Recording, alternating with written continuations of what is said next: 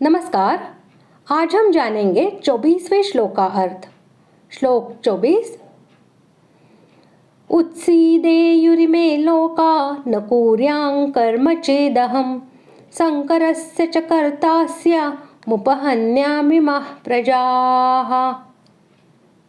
श्लोक का अर्थ, इसलिए यदि मैं कर्म न करूं तो ये सब मनुष्य नष्ट भ्रष्ट हो जाएं और मैं संकरता का करने वाला हूँ तथा इस समस्त प्रजा को नष्ट करने वाला बनूं।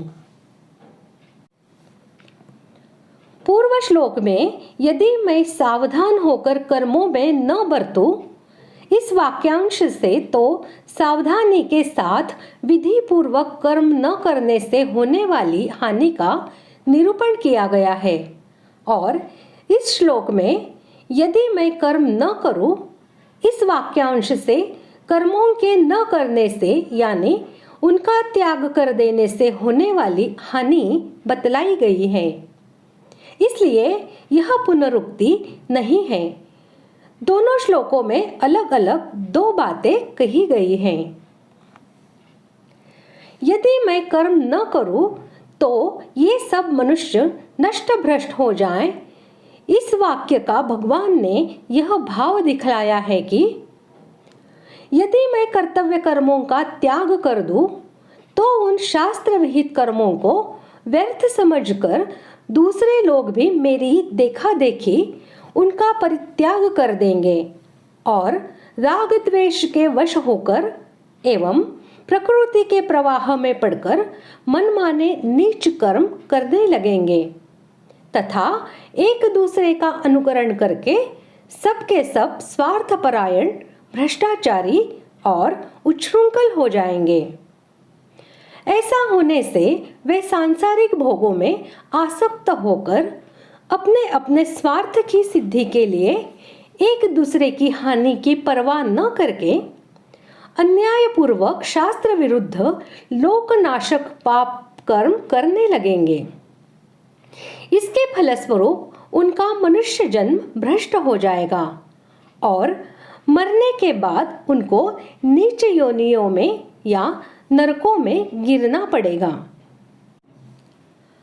भगवान त्रिलोकी में आदर्श पुरुष है और संपूर्ण प्राणी उन्हीं के मार्ग का अनुसरण करते हैं।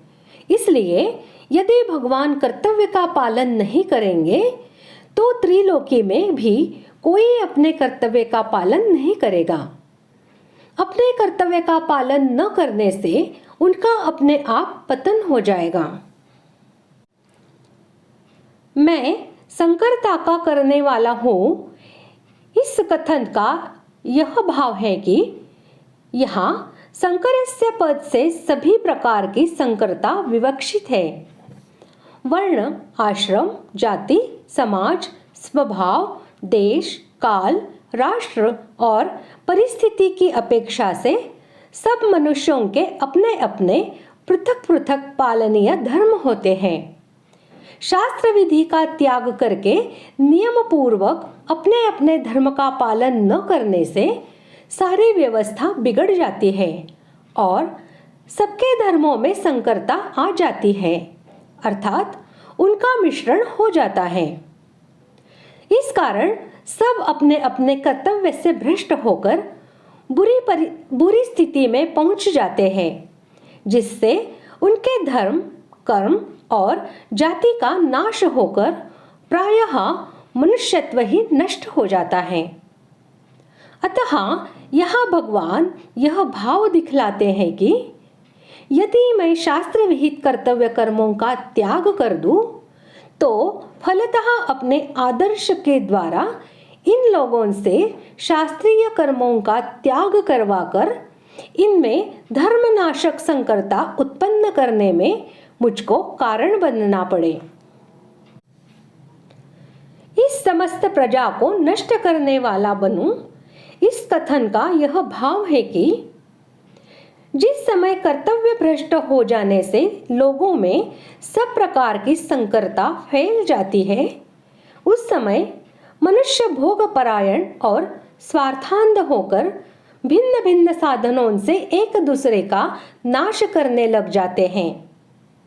अपने अत्यंत क्षुद्र और क्षणिक सुखोपभोग के लिए दूसरों का नाश कर डालने में जरा भी नहीं हिचकते।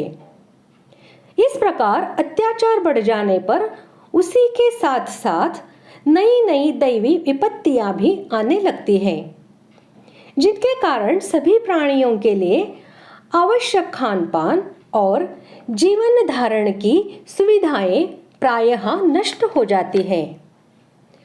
चारों ओर महामारी, अनावृष्टि, जल प्रलय, अकाल, अग्निकोप, भूकंप और उल्कापात आदि उत्पात होने लगते हैं। इससे समस्त प्रजा का विनाश हो जाता है। अतः भगवान ने मैं समस्त प्रजा को नष्ट करने वाला बनूं, इस वाक्य से यह भाव दिखलाया है कि यदि मैं शास्त्र विहित कर्तव्य कर्मों का त्याग कर दूं, तो मुझे उपर्युक्त प्रकार से लोगों को उच्छृंखल बनाकर समस्त प्रजा का नाश करने में निमित्त बनना पड़े। इस प्रकार आज हमने 24वें श्लोक का अर्थ जान लिया है। अगले भाग में जानते हैं 25वें श्लोक का अर्थ। धन्यवाद।